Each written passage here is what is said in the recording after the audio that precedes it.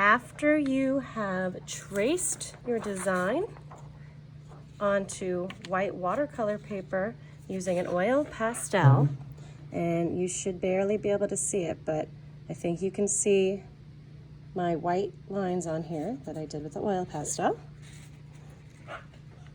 Then you're going to go over and paint over this. And we're going to do a wash, which means a light watery application of the paint using these tempera cakes here.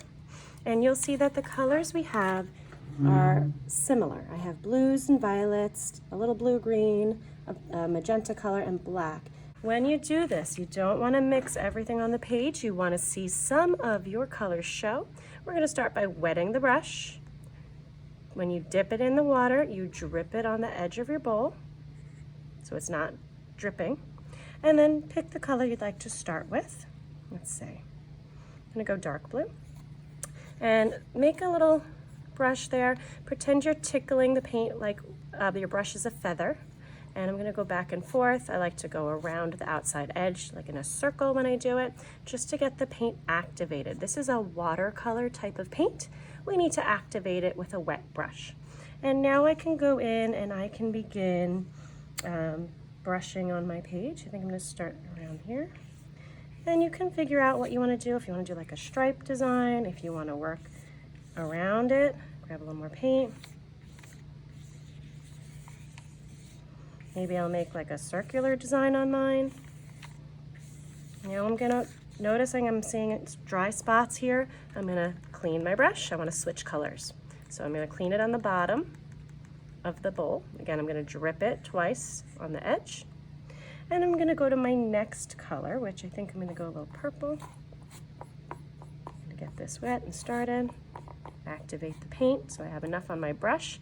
My brush looks purple, that's good. And I'm gonna brush it right on the edge of the last color I did. Always make sure you have a placemat under there. If you're thinking it's too light and you want it a tiny bit darker, just brush the paint again. See that? Comes out a little darker. The less water you use, the darker it looks. So we don't want it too dark, but we wanna have a good amount of paint on the paper. Clean my brush again. I'm gonna go to a teal in the middle, I think.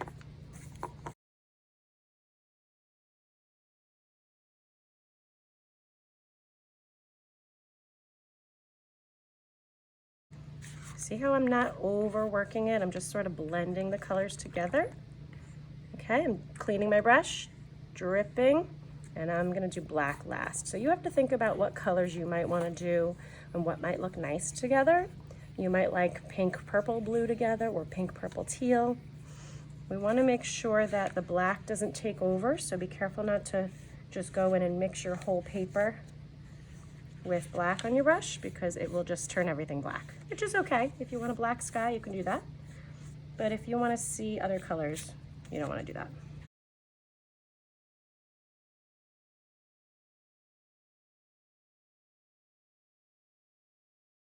You know, I think I want a little more purple in that area. So I'm just gonna go back, I'm dripping again. If you have too much water in your brush, you can always blot it on the paper towels that are there. And I'm just gonna go back in with a little bit more purple to push back some of that black real quick. The paper might slide. Try to hold it by the very edge so you don't make too many fingerprints. And there, I'm done. So I'm just working gently. I'm always using the brush lightly on the tip, sort of like I'm tickling it, like it is a flat feather. But have fun, explore color mixing, and make a pretty sky color for your background, okay?